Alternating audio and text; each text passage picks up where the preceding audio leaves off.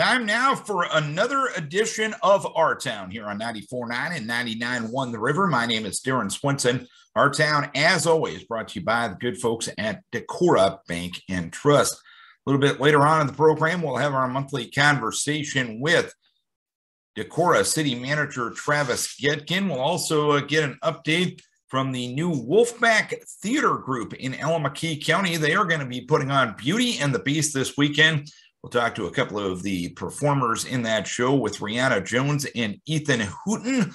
But first things first, summer sign-up is underway for Decorah Parks and Recreation activities. And here to discuss that, none other than Erika Huegel with the Decorah Parks and Recreation Department. Erika joins us now to begin the Our Town program on 94.9 and 99.1 The River. Well, Blake Moen didn't want to talk to me because I was honest about Christian Yelich's performance for the Brewers the last couple of years. So I got a better option for the Decorah Parks and Recreation Department. Erika Huegel joining us as summer registration underway, and the swimming pool will be open here in the not too distant future. And Erika, just let's start with the spring. Obviously, it's been an interesting spring from a weather perspective. How have you guys been able to manage things and keep things moving in the right direction? Yeah, we try to be outside as much as possible. And with soccer and some of those other spring sports being only outdoor sports, we've bundled up a little bit more than we have in the typical spring. But otherwise, getting things in as much as we can. Obviously, rain is the only deterrent there. I think we had to suspend our first week of soccer, but otherwise we're hoping for good weather from here on out the next couple Saturdays. And then after soccer wraps up, we'll turn the page to summer. And that's always a fun part of the month of May, and summer registration underway this week. For folks that are interested in the programs that you guys provide and signing up their kids for that, what do they do? Yeah, we got lots of options. So we can register individuals here in the Park Rec office or online. The easiest way to do so online is to visit our website, which is parks.decorahia.org. And there's all sorts of information there regarding rec programs, swim pool passes, swim lessons, and everything can be done online. But we're also happy to help people here in the office if they come in. One thing to note probably would be that online has to be paid for with credit card, and here in the office we only take cash or check. So 2 payment options, or I guess 3 payment options available for individuals as well. And the pool will be opening here in the not too distant future, and something new when it comes to pool passes this year. Explain that. Yeah, we are excited to offer a new pool pass system. Really, users won't see too much difference other than they'll receive more of a hard key tag pool pass as opposed to a laminated paper one. Signing up for pool passes online, you'll be required to upload a photo, and then the key tag that you get will be used year after year. So all you have to do is renew that membership each year. We'll have a scanner system, so when you come into the pool, you scan your pool pass just like you would at a health club. And so some things moving forward that'll be pretty exciting. Gives us a little more opportunity to keep things consistent, as well as just moving forward in that technology front, which we know is ever changing. And when will the pool open for the season? Yes, well, today's finally 53 degrees and not cloudy and rainy or snowing, so hoping in the near future. But the plan is to open the pool Tuesday, May 31st for the season. And I believe that's the day after Memorial Day. As for anything else that the Park Rec is up to, besides everything, the phone's constantly ringing when I'm on the line with either you or Blake or Andy or what have you. Anything else you want to pass on from the Park and Rec perspective here this morning? Yeah, like you said, summer registration is underway. Those registrations come in quickly, and we encourage people to register for programs and swim lessons and pool passes, and to do that earlier rather than later. Programs do fill up. Also, there's sort of staggered registration deadlines throughout the summer, so to just kind of pay attention to those. The first registration deadline is May 27th, and that's for a number of programs, including baseball, softball, some of our swim lessons, and some other things there. So that's kind of the first big deadline to pay attention to, but programs do fill up on a first come, first served basis. So certainly check that out sooner rather than later. And we're continuing to look to expand programming and swim lessons. So if things fill up, we're having daily conversations here in the office of how can we offer more swim lessons? How can we offer more classes or expand classes to accommodate everybody that wants to participate? As for workforce, are there opportunities for young people with the Park Rec this summer? Yeah, we're pretty well staffed this summer. We just had a lifeguard training class last weekend, actually. We're finalizing all our staff training stuff for the remainder of our staff, and are super excited to have a good staff ready to go for the pool, for rec programs, for swim lessons, for concession stands. So we're pretty well set in the staffing department, but as always, you can't have a job without turning in an application. So if people are truly interested, we certainly encourage them to stop by and fill one of those out as well. Erika, always a pleasure catching up with you and everybody at the Decorah Parks and Recreation Department. We appreciate the time this morning, and hopefully it'll be another fun summer in Decorah, Iowa. We sure hope so, and we're looking forward to it. Thanks for having me, Darren. Erika Huegel from the Decorah Parks and Recreation Department. Coming up this weekend, the Wolfpack Theater Company will be putting on Beauty and the Beast. A couple of the stars of the show, Ethan Hooten and Rhianna Jones, joining us to preview the performance coming up this weekend. We'll start with you, Rhianna. What role will you be playing this weekend? This weekend, I will be playing Belle. And Ethan, what is your role? Oh, of course, Gaston. And tell us, for those that may be unfamiliar with this production, give us the plot line. Give us the preview, if you will. Well, I mean, it's Disney's Beauty and the Beast, a tale as old as time. Absolutely. Yeah, no, it's just it's a wonderful show. We got Special Effects City. It's a story about Belle. Rhianna Jones here is Belle, and then Caleb Perkins is the Beast. The whole love story there in the castle. We got Gaston, myself trying to, woo my lady friend Belle here. Of course, I deserve her. And yeah, it's really it's a super fun show. We've got kids from Huegel, we've got kids from Lansing involved in it, Decorah kid even. It's great involvement opportunity for all the kids and stuff like that. And it's just a wonderful show in general. How much work have you guys put in getting ready for this weekend? We've been putting in a lot of work recently, in here every night. Oh yeah, in almost every night since January, yep. Almost now. Wow. So yeah, it's definitely been a journey, but I think spending so much time on it allowed us as a cast to kind of get closer and a little bit more tight knit, and really just put out the best show we can. We have a lot of people who work on a bunch of different activities. So we have people in sports, myself, in 2 musicals. And so it's just a really great environment that allows us to work around each other's schedules and still be able to meet up all the time. So I think that's a really good thing. Rhianna, you got 2 musicals going on at one time. What do you do in your spare time? Obviously, you're a pretty active person.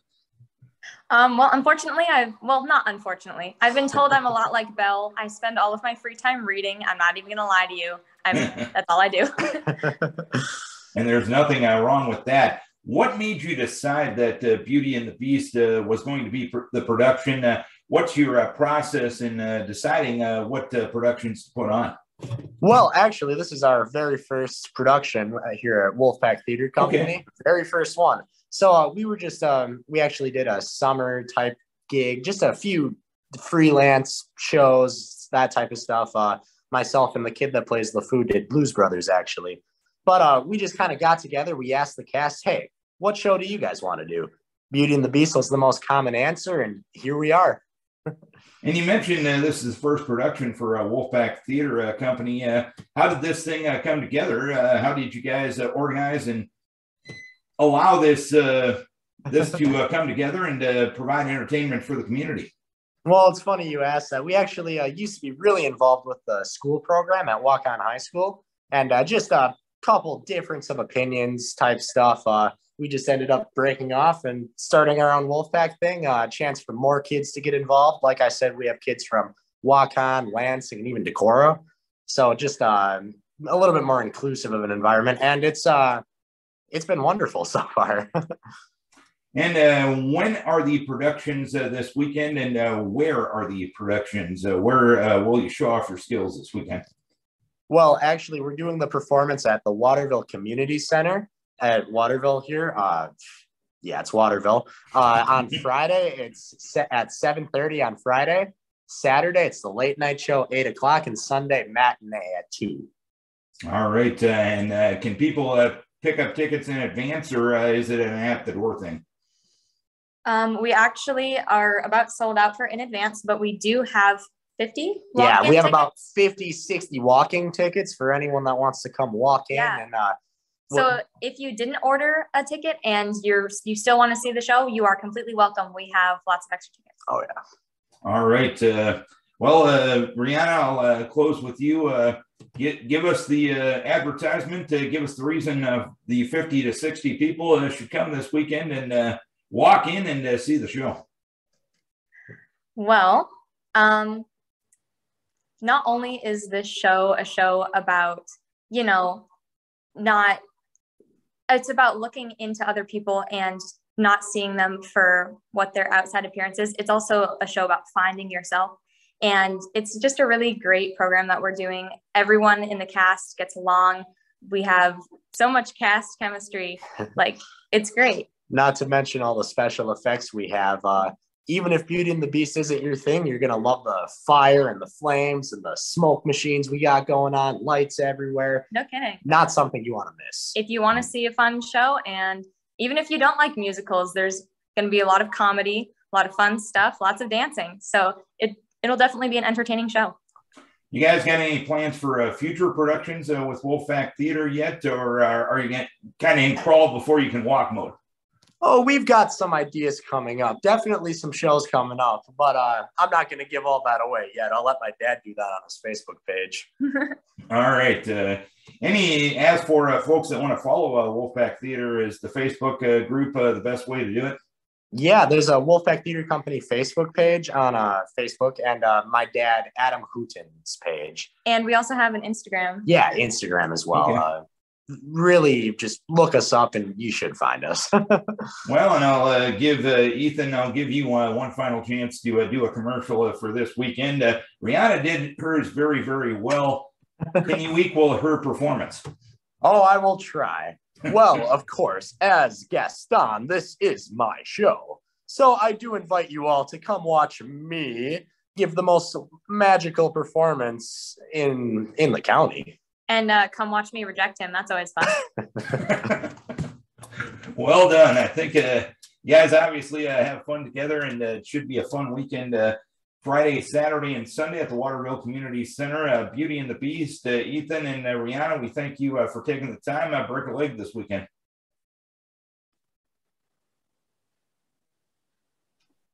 All right. All right. We appreciate Ethan Hooten and Rhianna Jones from the Wolfpack Theater Group, Beauty and the Beast, coming up Friday, Saturday, and Sunday at the Waterville Community Center.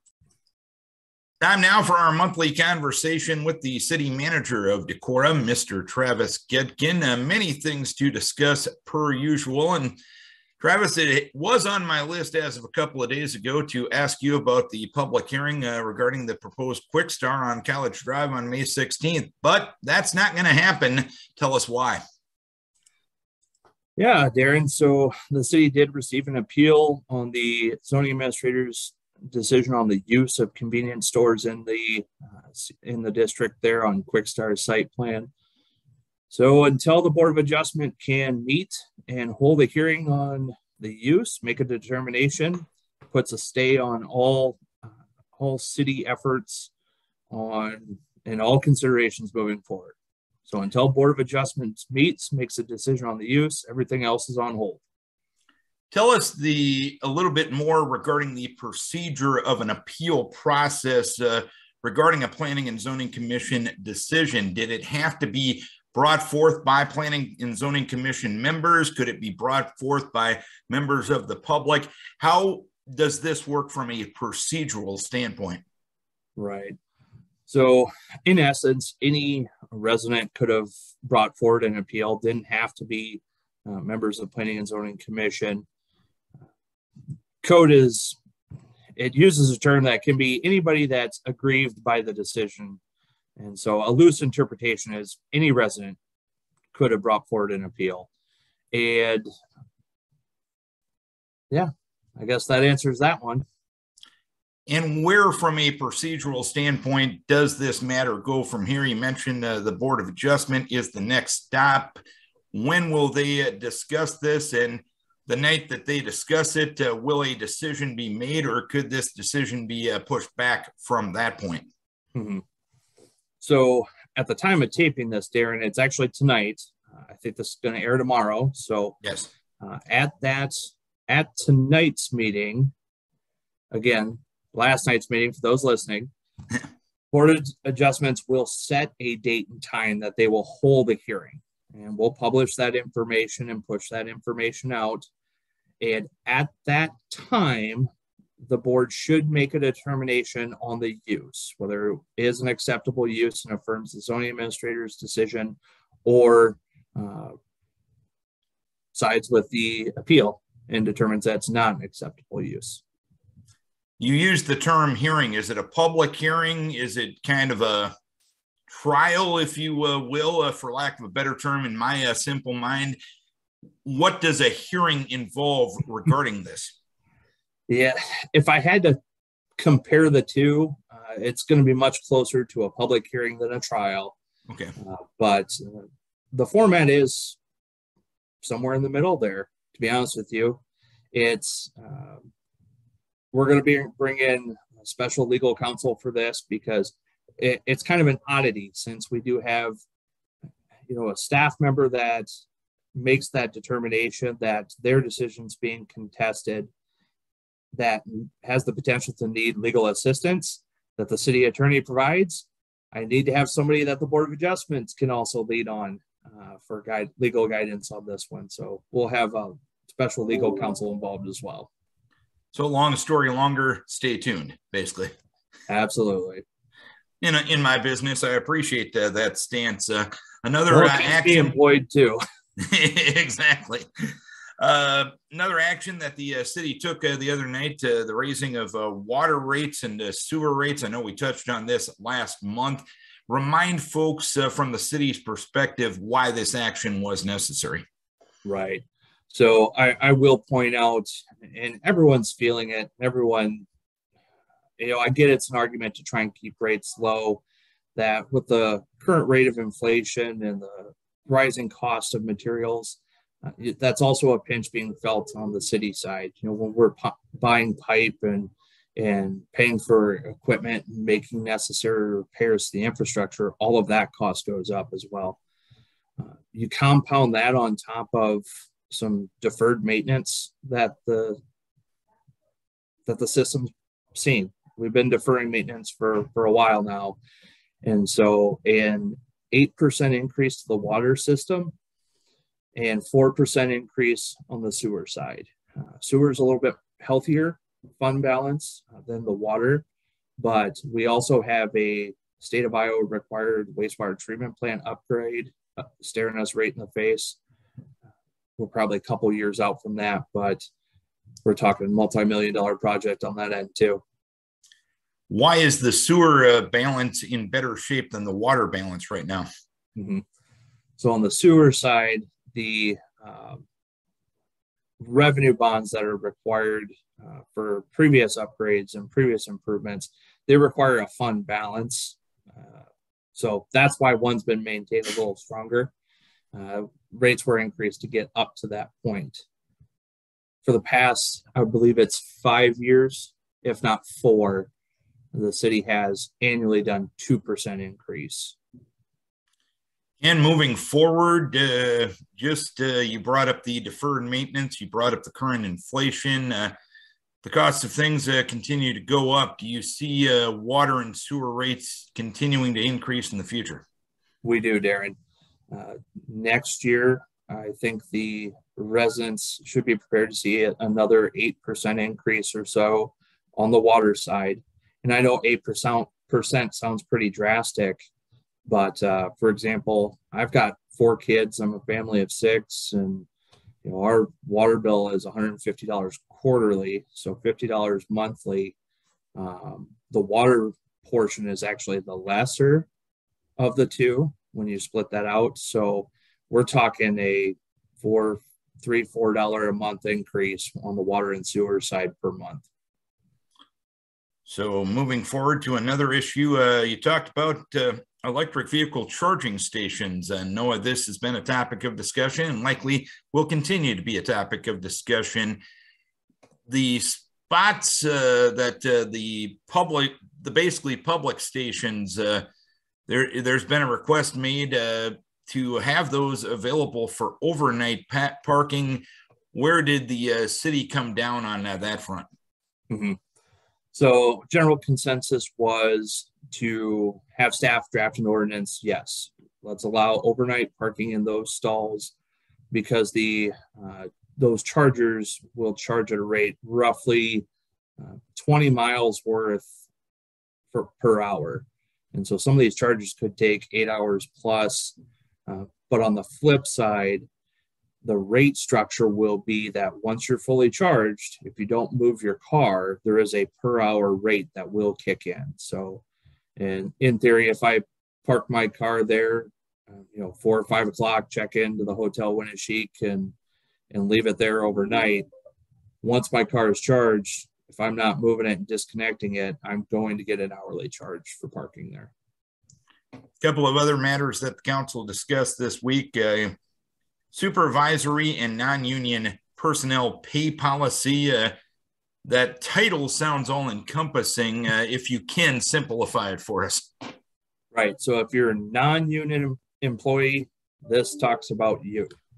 So long story short, Darren, this was a work session last week, very specific, a lot of discussion on that one. And so Monday was when the council took action.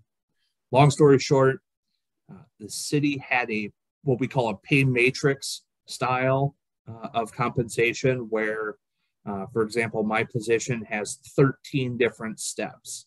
And so if I perform well, I'm approved to advance a step, plus some kind of negotiated CPI adjustment or COLA adjustment. This gets away from that. This gives us a lot more flexibility. What it did was take the lowest step and the highest step and said, let's convert this to a range. We don't need to have a 13-step process. And when you come on board, you're going to start at step 1, or, you're a highly qualified candidate. We're going to start you at step 5 and then advance you through this pay matrix. Here's the range. When a new person comes on board, we can make a decision based on their qualifications where they fit in the range.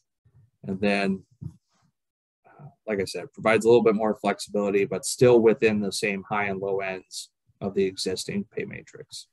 I have to respond with a little bit of a tongue-in-cheek, cynical comment. What are you doing being in government and taking away bureaucracy there? Right? Don't get me wrong. Darren, I'd like to avoid as much red tape as possible. And I think council's supportive of a lot of these initiatives as well. And you discussed a travel policy as well. Break that down. Yeah. So again, two major changes to this. Simply converting from a static IRS mileage reimbursement rate that the city sets and then adjusts every once in a while to change it, just the IRS standard mileage rate. IRS sets that every year and it adjusts based on inflation. Same on meal reimbursement side. A little difference here, though, getting away from receipt required reimbursements to a simple per diem rate.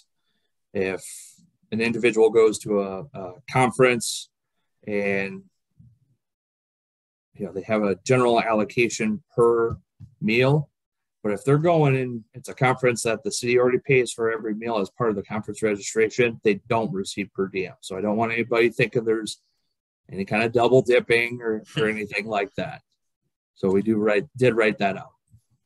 All right, Travis, usually at this time, I asked if you want to pass on anything else from the city's perspective. We joked before we started the interview that probably won't touch on the snow emergency parking here in the month of May, because that might tempt a little bit of fate living in the upper Midwest. But anything else you want to pass on to city residents this morning? Yeah, I agree with you, Darren. We're not going to talk about snow ordinance. I've seen that forecast. I might get a beard trim here. I think the weather's going to turn for us. And I just said that out loud. But anyway, no, Darren, I think we touched on the majors, water, sewer rates. Again, I know these are decisions made by council, and they see the same rate adjustment as well. They'd certainly like to keep it low, but everyone likes it when they turn that tap on and the water shows up and it shows up clean and safe. And they certainly enjoy it when they flush the toilet and it goes away. All right, Travis, appreciate the time and the information. As always, look forward to our conversation next month. And I'll guarantee you I won't talk about snow emergency parking at that interview either. Thanks for the time, as always, sir. Sounds good. Thanks, Darren. Travis Goedken, City Manager of Decorah. A thank you to our guest on the program, Erika Huegel from the Decorah Parks and Recreation Department. I want to thank Ethan Hooten and Rhianna Jones from the Wolfpack Theater Group, Beauty and the Beast, Friday night, Saturday, and Sunday at the Waterville Community Center. And always good information from Decorah City Manager Travis Goedken. Don't forget, we put these shows on YouTube as well. We realize that you may not be able to buy a radio or a streaming device at 9 o'clock on a Thursday morning, but we want to bring you this content, this information, no matter what. And that's what we do by archiving these shows on YouTube. You can check out the links on all of the LA Communications Facebook pages. And if you're just searching for the show on YouTube, 5/5 Our Town program, it should get you the opportunity to watch this show each and every week as well. Thank you to our guests. Thank you to our sponsor, Decorah Bank and Trust. And a big thank you for either tuning in, for logging on, or for watching. Maybe all three. Our Town here on 94.9 and 99.1 The River.